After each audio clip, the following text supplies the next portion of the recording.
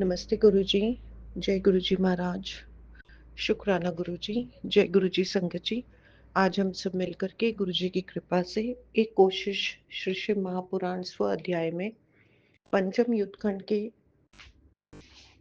अध्याय 32 का पाठ करेंगे। ओम गंग गणपतये नमः। वक्रतुंड महाकाय सूर्यकोटि समप्रभ निर्विघ्नं कुरु मे देव सर्वकार्येषु सर्वदा। ओम नमः शिवाय। शिवजी सदा सहाय। ओम नमः शिवाय। गुरुजी सदा सहाय। अथ द्वात्रिंशो अध्यायः। सनत्कुमार उवाच। अथेशानो महारुद्रो दुष्टकालः सता गतिः शङ्खचूडवधं चित्ते निश्चिकाय सुरेच्छया दूतं कृत्वा चित्ररथं गन्धर्वेश्वरमीप्सितं शीघ्रं प्रस्थापयामास शङ्खचूडान्तिके मुदा सर्वेश्वराज्ञया दूतो ययौ तन्नगरं च सः महेन्द्रनगरोत्कृष्टं कुबेरभवनाधिकं गत्वा ददर्श तन्मध्ये शङ्खचूडालयं वरं राजितं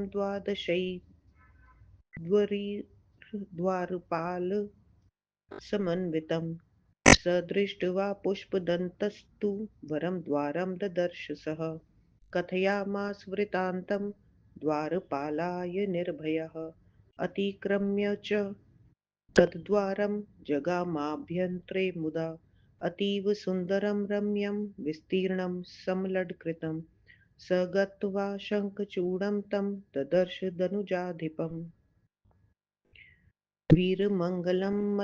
वीरमङ्गलमध्यस्थं सिंहासनस्थितं दानवेन्द्रैः परिवृतं सेवितं च त्रिकोटिभिः शतकोटिभिरन्यैश्च ब्रह्मदिभिः शस्त्रपाणिभिः एवं भूतं च तं दृष्ट्वा पुष्पदन्तः स विस्मयः उवाच रणवृत्तान्तं यदुक्तं षड्करेण च पुष्पदन्त उवाच। राजेन्द्र शिवदूतोऽहं पुष्पदन्ताभिदः प्रभो यदुक्तं षड्करेणैव तच्छृणु त्वं ब्रवीमि ते। शिव उवाच। राज्यं देहि च देवानां धिकारं हि साम्प्रतं नो चेत् कुरु रणं सार्धं परेण च मया सताम् देवा मां शरणापन्ना देवेशं शङ्करं सताम् अहं क्रुद्धो महारुद्रस्त्वं वदिष्याम्ये संशयं हरोऽस्मि सर्वदेवेभ्यो ऋभयं दत्तवानहं खलदण्डधरोऽहं वै शरणागतवत्सलः राज्यं दास्यसि किं वा त्वं करिष्यसि रणं च किं तत्त्वं ब्रूहि द्योरेकं दानवेन्द्र विचार्यै वै। पुष्पदन्त उवाच। इत्युक्तं यन्महेशेन तुभ्यं तन्मे निवेदितं वित्थं शम्भुवाक्यं न कदापि दनुजाधिप अहं स्वस्वामिनं गन्तुमिच्छामि त्वरितं हरं गत्वा वक्ष्यामि किं शम्भुं तथा त्वं वद मामिह। सनत्कुमार उवाच। इत्थं च पुष्पदन्तस्य शिवदूतस्य सत्पतेः आकर्ण्य वचनं राजा हसित्वा तमुवाच सः। शङ्खचूड उवाच। राज्यं दास्ये न देवेभ्यो वीरभोग्या सुन्दरा ऋणं दास्यामि ते रुद्र देवानां पक्षपातिने यस्योपरि प्रयायी स्यात्सवीरो भुवने अधमः अतः पूर्वमहं रुद्र त्वां गमिष्यामि संशयं प्रभाते आगमिष्यामि वीरयात्राविचारतः त्वं गच्छाचक्ष्व रुद्राय कीदृशं वचनं मम। इति श्रुत्वा शङ्खचूडवचनं सुप्रहस्य सः उवाच दानवेन्द्रं स शम्भुदूतस्तु गर्वितं पुष्पदन्त उवाच। अन्येषामपि राजेन्द्र गणानां शङ्करस्य च न स्थातुं सम्मुखे योग्यः किं पुनस्तस्य सम्मुखं स त्वं देहि च देवानां धिकाराणि सर्वशः त्वमरं गच्छ पातालं यदि जीवितुमिच्छसि सामान्यं मरं तं नो विद्धि दानवसत्तं शङ्करः परमात्मा हि सर्वेषामीश्वरेश्वरः इन्द्राद्याः सकला देवा यस्याज्ञावर्तिनः सदा स प्रजापतयः सिद्धा मुनयश्चाप्यहीश्वरः हरेर् हरेर्विधेश्च स स्वामी निर्गुणः सगुणः स हि यस्य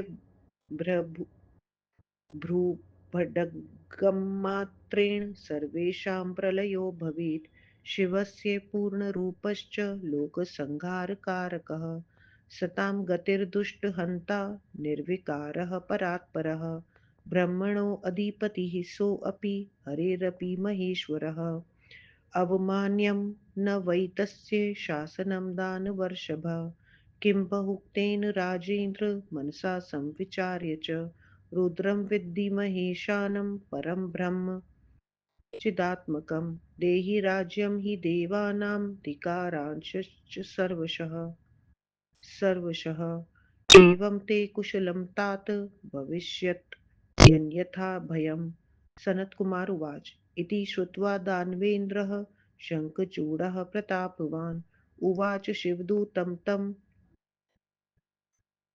उवाच शिवदूतं तं भवितव्यविमोहितः शङ्खचूड उवाच स्वतो राज्यं न दास्यामि नाधिकारान् विनिश्चयात् विना युद्धं महेशेन सत्यमेतद्ब्रवीम्यहम् कालाधीनं जगत्सर्वं विज्ञेयं सचराचरं कालाद्भवति सर्वं हि विनश्यति च कालतः त्वं गच्छ शङ्करं रुद्रं मयोक्तं वद तत्त्वतः स च युक्तं करोत्वेवं बहुवार्ता कुरुष्व नो सनत्कुमार उवाच इत्युक्त्वा शिवदूतोऽसौ जगाम स्वामिनं निजं यथार्थं कथयामास पुष्पदन्तश्च सन्मुने इति श्रीमहापुराणे रुद्रसंहितायां पञ्चमे युद्धखण्डे शङ्खचूडवधे दूतगमनं नाम द्वात्रिंशोऽध्यायः। व्याख्या। शरत कुमार जी ने कहा उसके बाद ईशान महारुद्र दुष्टों के विनाशक सज्जनों के रक्षक शिवजी ने देवताओं की इच्छा से मन में शंखचूड़ वध का निश्चय किया। गंधर्वों के स्वामी प्रिय चित्ररथ को दूत बनाकर शंखचूड़ के पास प्रसन्न होकर शीघ्र भेजा। वह शिवजी की आज्ञा से इंद्र और कुबेर के नगर से श्रेष्ठ उसके नगर में पहुंचा। उसके बीच में उसने देखा शंखचूड़ का महल सबसे सुंदर था जिसमें 12 दरवाजे द्वारपालों से युक्त थे। पुष्पदंत ने उनमें से श्रेष्ठ द्वार को देखकर उसके द्वारपाल से निर्भय होकर अपने आने का वृतांत सुनाया। उस द्वार को पार कर वह प्रसन्न होकर भीतर गया। वह स्थान अत्यंत सुंदर रमणीय विस्तीर्ण और सुशोभित था। शंखचूड़ के पास जाकर उसने वीरों के बीच में रत्न सिंहासन पर बैठे हुए दैत्यराज को देखा। 3 करोड़ दैत्यराजों से घिरा हुआ और 100 करोड़ अन्य सैनिक जो शस्त्र लेकर घूम रहे हैं। इस प्रकार उसे देखकर आश्चर्ययुक्त पुष्पदंत ने शिवजी द्वारा कथित युद्ध संदेश सुनाया। पुष्पदंत ने कहा, हे प्रभु राजेंद्र, मैं पुष्पदंत नाम का शिवजी का दूत हूँ। जो शिवजी ने कहा उसे तुम सुनो, मैं कहता हूँ। शिवजी ने कहा, सज्जन देवताओं के अधिकार तथा राज्य दे दो, नहीं तो मेरे साथ युद्ध करो। सज्जन देवता देवेश मेरे शरण में आए हैं। मैं महारुद्र तुम पर क्रुद्ध हूँ, अतः मैं तुम्हें अवश्य मारूंगा। मैं हर हूँ, मैंने सभी देवताओं को अभेदान दे दिया है। मैं शरणागत वत्सल तथा खलों को दंड देने वाला हूँ। तुम राज्य लौटा रहे हो या युद्ध करने के लिए तैयार हो? हे दानवेंद्र, विचार कर दोनों में से एक बात कहो। पुष्पदंत ने कहा, इतना शिवजी ने तुमसे कहने के लिए कहा था वह मैंने कह दिया। हे दानवेंद्र, शिवजी की बात कभी झूठी नहीं होती। मैं अपने स्वामी शिवजी के पास शीघ्र जाना चाहता हूँ। वहां जाकर मैं शिवजी से क्या कहूंगा, मुझे बतलाओ। सनत कुमार जी ने कहा। इस प्रकार शिवदूत की बात सुनकर दैत्यराज ने हंसकर उससे कहा। शंखचूड़ ने कहा, मैं देवताओं को राज्य नहीं लौटाऊंगा, क्योंकि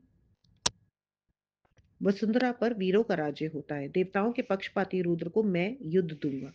जिसके ऊपर चढ़ाई की जाए वह लोक में अधम होता है, इसलिए पहले रुद्र पर निस्संदेह मैं चढ़ाई करूंगा। हे वीर, यात्रा के विचार से मैं कल प्रातः आऊंगा। तुम जाकर रुद्र से मेरे इन वचनों को कहो। इस प्रकार शंखचूड़ के वचनों को सुनकर वह हंसकर उस घमंडी दैत्यराज से शिवजी का दूत बोला। पुष्पदंत ने कहा, हे राजेंद्र, उनके और गणों के सामने भी तुम खड़े नहीं हो सकते हो। शिवजी के सन्मुख होने की तो बात ही और है। इसलिए तुम देवताओं के संपूर्ण अधिकारों को उन्हें दे दो और तुम शीघ्र पाताल चले आओ, यदि जीवित रहना चाहते हो। हे दानव श्रेष्ठ, उन्हें तुम सामान्य देवता मत समझो। सभी देवताओं का देवता शंकर परमात्मा है। इंद्र आदि सभी देवता तथा प्रजापति, सिद्ध, मुनि, नागराज उसकी आज्ञा में रहते हैं। ब्रह्मा विष्णु के भी वे ही स्वामी हैं। वे निर्गुण होते हुए भी सगुण हैं, जिनके भौं टेढ़ी करने मात्र से सबका प्रलय हो जाता है। शिव का पूर्ण रूप लोक का संहार करने वाला है। वे सज्जनों के रक्षक हैं, दुष्टों के विनाशक, निर्विकार तथा पर से भी परे हैं। ब्रह्मा विष्णु के भी वे ही स्वामी हैं। हे दानव श्रेष्ठ, उनके आदेश का अपमान नहीं करना चाहिए। हे राजेंद्र, अधिक कहने से क्या लाभ है। ऐसा मन से विचार कर तुम रुद्र को महिषान चैतन्य स्वरूप पर ब्रह्म समझो। देवताओं को उनका राज्य तथा अधिकार लौटा दो।